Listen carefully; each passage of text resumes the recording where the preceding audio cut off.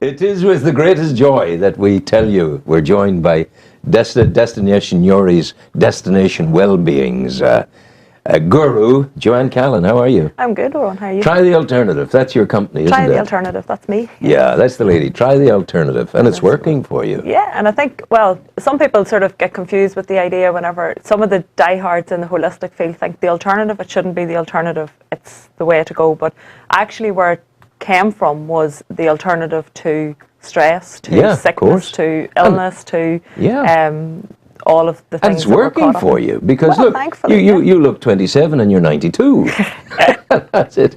Yeah, no, it's good. It's been, I suppose it's a journey, and you're always learning, and you're always growing, you're always developing, but and you're putting more and more tools in your box. Of course. Tell me about over Christmas. Were you bold over Christmas and did all the wrong things? No, I was quite good over Christmas. I had 2 weddings, so I had 2 cousins got married over Christmas. So so life goes on. Yeah, it was a slightly different Christmas this year because and they were on both sides of the family, so it was nice to catch up with people that maybe you don't see all the time and things like that as well. So how would you like to live on Mars? I believe I was listening yesterday to a programme and they say that on Mars at the minute there's parts of the States colder than Mars. So that's exactly right. They're talking about that. But there's a fellow in the paper today. I was telling folk about it in the Irish Times. A fellow called Joseph Roach from Kildare. He's put his name down to be one of the first people to go and live on there. And he's been selected at 200,000. He's down to within the 1,000. Okay, but the problem is, he'll never get home to Earth. If he goes to Mars, he'll never come back. They got to live there. They got to stay there forever. Yeah. So I don't know. Wouldn't much like that. No, I think the freedom to come and go might be a nice. Yes, it is. It's important. But I suppose then the other side of it is that you're as free as you are in your mind. Yeah, of course. You could, of course. It depends on what your priorities are in life. We can be on Mars, on Earth, and trapped in our own little world of nothingness. Yeah. And there are people who live within a box of 4 walls, a roof, and a floor. Yeah. There are such people. Yeah. And maybe that's, there are people who do it happily, and there are people who do it from another state. So it's not, I suppose. It's not the conditions as such. It's how you feel about the conditions. Because there are people who are forced to do it. Come back, get into that cell and stay there. We're going to keep the people. Did you hear the boy yesterday in America? He escaped from prison and he got very cold. And he said, "Please take me back." Yeah, I mean it's they seem to be suffering pretty badly, and I know there's most likely other parts of the world that are as cold and are as affected, and we just don't hear about it maybe as well, because it tends to be that whatever happens in the States, we all get to, we all, it becomes, the media jump on it and it becomes the only thing that's happening in the world. I do hope that polar vortex stays in the States. Well, I don't want them to be suffering. No, but either clears or... Let it go, but let it not clear in our direction. No, I think there's talk about us getting bits of the sort of tail end of it, but I think we're pretty... Foggy this morning, mind you. Foggy this morning. Very foggy yesterday. Sort of Callan my direction. It was very foggy yesterday afternoon. A neighbour's child, what's his name? McGrath, Pete McGrath. Pete was his first, he's the manager now, former Down manager fellow, took them to the Royal Irelands, one of the Royal Irelands, or 2 maybe, and he was managing Fermanagh last evening in their match with St Mary's Belfast, and they lost, but look, fog everywhere. Look, goodness gracious, the fog. How would you play football in that at all? Absolutely, crazy stuff. Yeah, but I think the weather has been pretty okay so far. Does the weather push your buttons? If it's dull, are you down? Or if it's bright and sunny, are you up? No, not so much now as maybe what I possibly would have been a number of years ago, because I think we all fall into that trap. It's an awful morning. No, it's not. The weather's just bad. Morning. Yeah, of course. It's, no such thing as bad weather, just inappropriate clothing. Yeah, that's sort of, so that would be my approach now. But I think it's an important thing to look at the weather and to look at nature and to reflect on what that can mean for us, that, not every day is sunny. Yes. Not all day, all of every day is sunny, that there are parallels, and that we need the rain to appreciate the sunshine, and we need those parallels. So we need those same extremes, sorry, well, maybe not extremes, but No, those they're same fair extremes, within our own lives that say, well, actually, there's days when it's time to rest. There's days when it's time to go out and enjoy the sun and enjoy. Sounds like a eulogy. Yeah. There's a time for planting, a time for tearing down. Yeah, but we could write the. Where do you get your wisdom from? Oh, I don't know. Seriously, possibly. You're young. You're a young woman, but you talk with the wisdom of a goddess. I suppose it's probably lots of reading, lots of listening to people, and I do spend quite a bit of time with older people as well. So I think you sort of take on life experiences. Process of osmosis, it grows on you. Yeah. And I do think nature's a great teacher. I think for me, nature's certainly one of the, and if we look at the seasons and how in our own lives we go through seasons as well, so we're part of the world, we're not separate from it, so therefore what's happening in nature is happening within inside us as well. And I think the wind and the rain and the storms and stuff of the last few weeks, we can use that into us, didn't it? Yeah, and it puts us back to what's important as well. And if you overcome that, you have a sense of having done something. Yeah, you know, and even, you know, it's an opportunity to clear away old energy and blow the cobwebs off and look at what it's actually doing for you as well as what it's doing around you. One of the things that I wrote about it yesterday in the paper, and it was yesterday before I wrote about it in the paper, we take things like Christmas greetings and cards very much for granted. I suddenly realized I had one or two cards sent to me by people, and they were magnificent cards. Simply the messages written in them. These were telling me that I was valued, telling me that I was a decent human being. Yeah. I would never have thought of that as being important. But suddenly, Joe blogs and Mary blogs and somebody else, that they'd taken the trouble to write these things. And I was encouraging people in my column to go through their own greeting cards that they got at Christmas and to identify the little jewels, the little morsels of goodness that were sent to them by others, that these would be the real Christmas presents that would stand to them all year round when they took a bit of a battering. Yeah, and it's allowing the energy of Christmas, because, you know, we're talking about peace, joy, happiness, love, and it's allowing that energy to be with us for the rest of the year, and not just for, and actually to feel it during Christmas as well, because so often Christmas ends up being about everything that it isn't. It can be. And it can be a pressurised time for people as well. It's a pity that it is, you know. Both financially and also from the point of view of people, we're talking about being in between four walls, but it's quite a confined time. Yeah. And maybe people who aren't that used to, even within their own family unit, of spending that much time together. It's 2 full days where there's a lot of sugar and a lot of alcohol, and people who aren't used to being in each other's space all of the time. Yeah, and even families can go to war. Oh yeah, but I mean, more often than not, you have people who are used to working or out or school or whatever, and then you have late nights, no routine, probably in a lot of cases a bit more alcohol, in cases of children more sugar, and you have all of this going on in a time that's meant to be relaxing and peaceful and calm. And but alcohol, you know,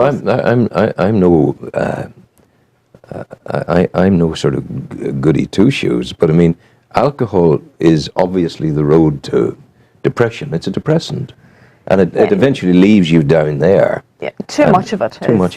But I do think it should be quality rather than quantity. Yes. Rather than drink a bottle of wine, I should drink half a bottle of very good wine. Yeah, and it's everything in moderation, isn't it? I mean, but what is moderation? Because for one person, it can be different than the other. So the old smoking thing continues to rattle around in the non-alternative world, where people are bucketing this rubbish into them down their tubes and into their lungs and their alveoli, and there's a big push on to get it stopped. And I don't know anyone who can give that up.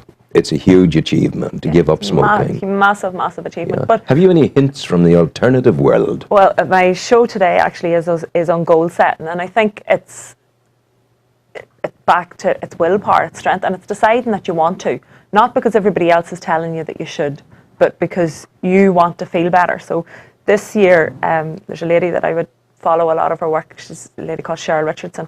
And where does she live? She's an American lady, yeah.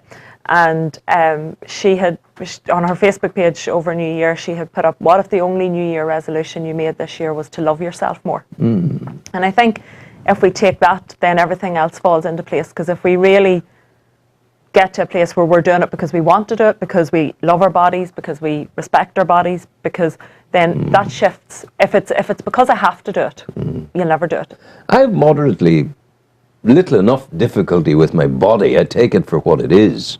But I have massive difficulty with my mind. Because it was Gandhi who said, an undisciplined mind is more destructive than a herd of stampeding elephants. Yeah. And that's where we're, the body end of things, you can stop bucketing the rubbish into you, and given a period of time, your body will start to improve. But you can never actually expunge from the mind, from the brain, all of the bric-a-brac and troubled nuances that live there. And those experiences come from right through from childhood. So every thought we've ever had, every belief we've ever had, every belief that our parents had, and every belief that our grandparents, and right back through our whole ancestral line, are all mixed up in part of us. So, but there are ways of doing it. There are ways of learning to control it a bit more and choosing the conscious thought and less sort of allowing the subconscious mind to take over less and less. I have to say, I get a great deal of satisfaction from walking alone in the hills. From getting up there on a summer's day, to different times. In winter you're wrapped and you have the battering on your face of the rain, and the greatest thing about that is the shower at home afterwards. Yeah. You suddenly feel, wow, I'm levitating here. This is great. But and then on a summer's day with the blue sky and the birds of prey hovering on the horizon, and your view of the world lies below you, and it's all there. These are all good things to help you chill and to control that. And I think that's undisciplined one of, mind. when you talk about people deciding to give up cigarettes, which is still one of the most popular New Year's resolutions or changes for January. And I think that's one of the things, is finding something else that, obviously people smoke because it helps them to relax in the basis. That's what their thought is. So when they think it, that's the reality, because if they think this is going to help me relax, it doesn't matter what it is, it will most likely have that benefit. So deciding to have something that, for one, and reflexology is probably one of the things that can help as well. It helps to detox the body. It helps to relax the body. And it helps you to feel better about yourself. So when cravings kick in and things like that, aromatherapy oils are also very good as well, because they can help with cravings, and they can also help with relaxation and taking away that impulse. So it's finding something to replace it. And I'm not so sure that the best thing to replace it, and that's just my own personal thought, are nicotine patches or electronic cigarettes or things like that. I think they hit a pause button. And that's lovely. And hit a pause button. I think, but if they do that process, and if they are a temporary solution, then I think it's good. But I would be concerned about, well, not concerned, I don't probably give it that much thought, but where I see a number of people swapping one for the other. Oh no, it's not I good. don't think that's... Or even supplementing one with the other. I don't smoke anymore. I'm on the nicotine patches. Oh, I want a cigarette, let's have it. I'm blessed, really, because I do not know how this occurred in my life, but I have never, ever smoked a cigarette in my life, ever. And I don't know how that happened, because my mother smoked, my father smoked, Ignatius smoked, Rory smoked, Finola, God rest her, smoked. My siblings smoked, but I didn't. Yeah, it's the most of your generation smoked. They did. Socially, and it was a time. I think it's what saddens me probably a lot more than actually people giving up smoking is young people starting smoking. And there's a lot of that. Particularly young girls, in a way, crazily to control weight, and I think, you know, it's one thing, older people who smoked and who started at an age where all of the information wasn't there and different things, but I think younger people who start, that would be certainly where I think we need to do the work, is not so much in getting older people off cigarettes, and that's not as a thought, but I think the work really needs to be done on of course, the government, supporting young people. The government has a big responsibility here because they get a lion's share of the price of the cigarettes. It goes into them, and there was just the cancer people before Christmas, was it, who were saying to government, you must whack up the price of these things to put people off cigarettes, you know, because if you put the price up, people will begin to cut back on them. So they cut back for money, but not for their health. You know? It's the needing the carrot, isn't it, really? But I think that goes back to, if we were just all to decide to love ourselves more, then it wouldn't make any sense. And I'm going to be dreadfully dangerous if I start to love myself. I know, well, really bad enough as it is, you know. But I suppose it's a deeper love, and I think that answer is probably the one that I get most whenever I say, you know, love ourselves, because there's an association, and I know yours has been a bit tongue-in-cheek as well, but there's an association that it's a conceited thing, and that it's, but you know, isn't. Don't be getting too big for your boots, and you know, don't. Isn't that a dreadful? We have such a conceited view of it, or an insecure view of it, that if somebody, even young children, you know, like I would hear my niece saying, "Oh yeah, but sure, she loves herself." Oh yeah, and it's a real, you know, but sure, she thinks she's great, and that's because someone along the road has told your niece, has told another little girl or little boy, you shouldn't love yourself. Yeah, because loving yourself, but it is because of that. I think I'm better than other people that we have associated with loving ourselves, but actually, it's really not. And even if we take it back to the Bible, where you know, it's quoted as Jesus having said, "Love your neighbour as yourself." As yourself. Yeah. The key part there is beginning with yourself, and then basing the love of everybody else on yourself. Because if you don't love yourself, you can do nothing. Love in the Buddhistic way. Love in the. I'm important on the face of the planet, and I'm going to stay on the face of the planet, and I'm going to do things on the face of the planet because I was meant to do those things by the great hairy-headed God, the architect, billions of years ago, at the very start of everything. So it's all good. It's an appreciation and a respect and an acceptance of self, maybe, that we confuse with a conceited, I'm better than everyone else. Let's kick conceit into touch. Let's Buddha forever. And accept ourselves and love ourselves. And it's the same message. I mean, it can be the Buddhist message, it can be the Christian message at the heart of it, it can be the Muslim, the Hindu. At the heart of all of the, and obviously Buddhism doesn't say it isn't as a religion, but at the heart of all spiritual movement or spiritual organisation is a love of self. Absolutely. And I suppose that's my goal, or throughout the work that I'm doing this year. If you weren't doing this work, what would you want to do? What do you want to be when you grow up? What did I want to be when I grow up? I'm honestly quite happy being where I am as a grown. I love doing what I do, which I think is another big thing and a big message for young people as well, is but the saying, do what you love, and you'll never work another day in your life. That's right. But with that said, I have been at different stages in my life, and I've loved what I'm doing. So I think you're always changing, and when you're always open to change. But it's I'm pretty. I don't know what I would be doing if I wasn't doing this, but I'm thoroughly enjoying doing what I do. Wonderful. And where do people find you? Remind people of this. Have you a Facebook, or have you a website, or what is it? Yeah, both. I have Facebook and a website. It's trythealternative.net is my website, and my Facebook is Try the Alternative as well. So good girl. Good girl. That's what time are you on today? On today at 3:00.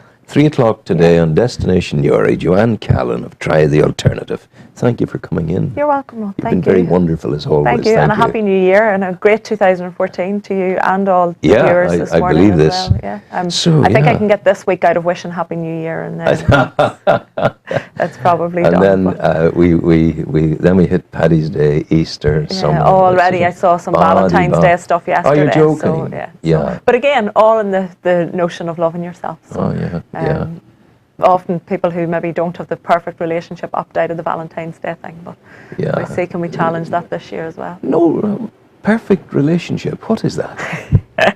Well, firstly, it has to be a perfect relationship with yourself before you can have it with anybody else. Yeah. No, I find I'm too cantankerous for any kind of relationship. That's the way. Maybe I've got to work harder at myself first of all. That's the answer. Yeah. We're now going to take you into the news hub. Our news hub standing by for it now, courtesy of Savages. It was sponsored by Savages, the news agents on Monaghan Street in Newry. A veritable cornucopia of news library there of all the publications, all the printing, and of course a great retail outlet as well. It's the news hub sponsored by Savages News Agents on